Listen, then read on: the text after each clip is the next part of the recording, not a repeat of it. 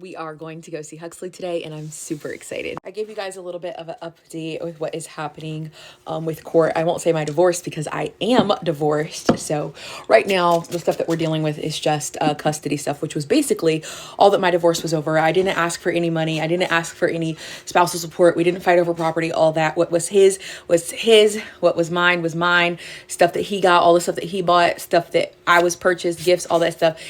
Whatever you had, you kept. We didn't even go over any of that because I didn't want it. Could I have done that? I could have, but I didn't, because all I wanted was my son. I got asked, why didn't you take your son? I have so many stories, and I get that a lot of people are new, but all you got to do is take the time to go back through some of my videos and you will learn. I literally have a video. If you just go to my page, like, don't just scroll, go to my page and look for it. It'll say like why I don't have my son or something like that. It's a 2-part video. Listen to it. Okay. I'm not going to talk about it every single day. I don't want to. I don't want to talk about it every single solitary day. That is my primary focus, but it is not the primary focus of my page, my channel, and the work that I do. Like, I'm not sitting here advocating for custody rights and all that stuff because, to be honest with you, I care about my child and that's it. Like, whatever happens to everybody else, Godspeed. I hope it gets better for you. But it's cost me a lot of money and a lot of time. And once we get this resolved, I want to just take a break and just enjoy it. But we are getting ready to go see a Huxley. Pray for us, though, because the weather is very, very, very bad.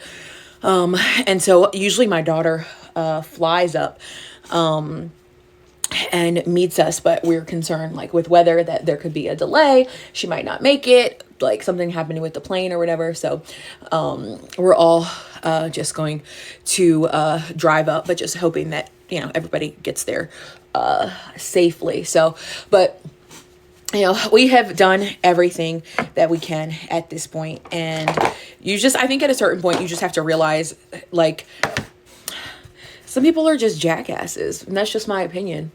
So, you know, if that man were to say to me, if you never speak about me again, we can just, like, end this. Here's your son. You got it, bitch. I will never speak about your bitch ass again. I will never speak about your bitch ass again, ever. They don't do that because I think he, like, loves the attention. He, like, thrives off of it, which is why he doesn't want this to end. I got an email from him, like, talking about our co-parenting relationship. Bitch, we are not co-parenting. We are not co-parenting. We are not. We're not. We're not. We're not. There is nothing co about what is going on here, okay? Absolutely nothing co about what's going on. Absolutely nothing. You be his parent, I'll be his parent. We ain't doing nothing. You ain't never coming to a Thanksgiving at my house. You ain't never going on a vacation with me. Ain't never happening. And I think he thinks because I was co-parenting with Anthony and Anthony and I were living together, like, that there's some hope that him and I will have that. Bitch, we will never. Absolutely never. And this whole, like, oh, that's what's best for the kids. It's not what's best for the kids, because I cannot contain my disgust for that man. So that would not be good for my son to see. It would absolutely not. Maybe in some situations it's okay. Like with me and Anthony, I actually loved Anthony. I never stopped loving Anthony.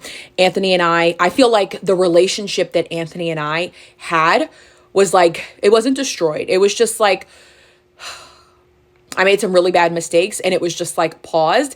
And I like to use the word preserved. And I'm really grateful for how, like, through myself and Anthony, not any outside people, but through myself and Anthony, how that relationship was preserved. Everyone's always like, how were you guys able to just, like, get back? Anthony and I, like, it was so natural for us. Even before we saw each other, we were talking on the phone for a month before we saw each other.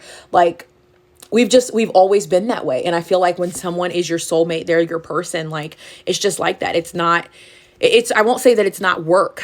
But so many things just come so easy to us because we love each other so much. Like, we're not every day talking about Abby's mistake that she made when she was 19 years old, or the stuff that Anthony did to me when, you know, we were younger than that. Him, like, you know, breaking up with me all the time.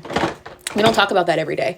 Like, I've said this before, the biggest disagreement that we probably have in our relationship probably comes to parenting. And that's just because I was used to parenting Penelope by myself for such a long time.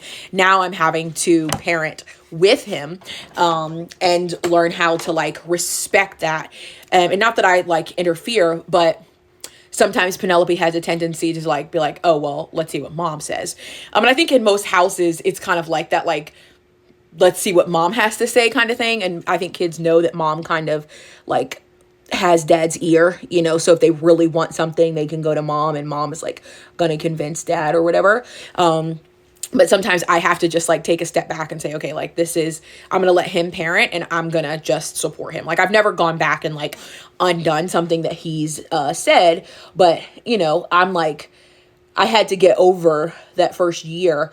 Like he still hardly ever like tells her something to do. So when he does, it's like, that's your dad and you're going to respect it. And she's not disrespectful, but she's a 14-year-old girl, you know? So I would say that's probably our biggest thing. Obviously with baby Anthony, he's, 10 months old. We don't have a parenting disagreement about that. But like little things, like about he wanted her, and I've shared it on here before, he wanted her to wear a coat to school. And I'm like, wear the coat to school. And then she starts complaining about it. And I try to explain to him like, hey, this is just stuff that I've learned from parenting this long. I've technically been parenting longer than him. And so I've just learned some things. And then I also have to take into consideration the background of parenting that we both came from. Like I was raised by a Black mom. So there's some things that we just, that's a Black mom thing, and he was raised in a very different household than I was. So we both have to make sure that we're not parenting out of our deficits from childhood, or even surpluses from childhood, but we're parenting each child for what they need, like and according to what's right for our family and like biblically and the things that we want to see and stuff like that. So that's probably our biggest like contention, where we have to have real conversations, and it can get frustrating sometimes, and it can be easy to just be like, oh, you're just not getting it. And it's like I had to give up saying like, hey, well, this is the way that I've always done it. It's like, now, okay, I actually, because I didn't let Huxley's dad parent Penelope. He was very like judgmental and super, super critical of her. And that just like drove me crazy. And it was like, she could never do anything right. So I'm like, bitch, back up, like get away from my daughter. So I was in that super protective mode for a really long time. And now it's like, okay, this is her actual dad, and he doesn't want to do her any harm, and more so it's like him cleaning her room for her. And I'm like, stop, like you can't clean her room for her. I know you love her, but she needs to clean her own room, just little things like that. So, but yeah, Huxley, we've done everything we can. We're doing everything that we can. I'll continue to do that. And if I don't answer your question, it's because I've already answered it somewhere, and I'm not going to go over it like over and over and over again. But we're just praying that this will, get resolved soon. And I would love for his dad to just stop. Just stop. Like stupid shit. Like I was supposed to have Huxley for MLK Day. It wasn't a day that was attached to my weekend. So I would have got him Sunday night at 7, and I would have had to take him back Monday night at 7. But I would still have to do that in Maryland right now because we haven't been able to start reunification therapy. Okay. So I said, hey, this doesn't really make much sense for the 24 hours, the cost and everything that's associated. I found a day, like some of my upcoming holidays and stuff are attached to weekends. So I found the first day that he had a school closure that was attached to my weekend and said, hey, can I switch MLK Day for this day? Y'all, it's like 4 months from now.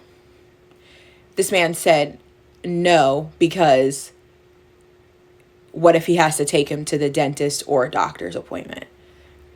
Like, just like stupid shit like that. It's just like, what is wrong with you? Like, I can take him to the dentist or doctor's appointment. We have joint legal custody. I can do that. I can show up there if I want to. But it's just like dumb stuff. So it's like, okay, you keep playing these games. Once the boy's allowed to come to Virginia, I will make you come all the way down here for a 24-hour visit. Because he's like, oh, well, I think if it's not your weekend, you just shouldn't take it. While we're still going to Maryland? Okay. But wait till he can come here to Virginia. Wait till he can come here to Virginia. I'm gonna wear you out. because you're responsible for transportation half the way. So come on down. You don't want to be smart back then. We ain't going to be smart now either.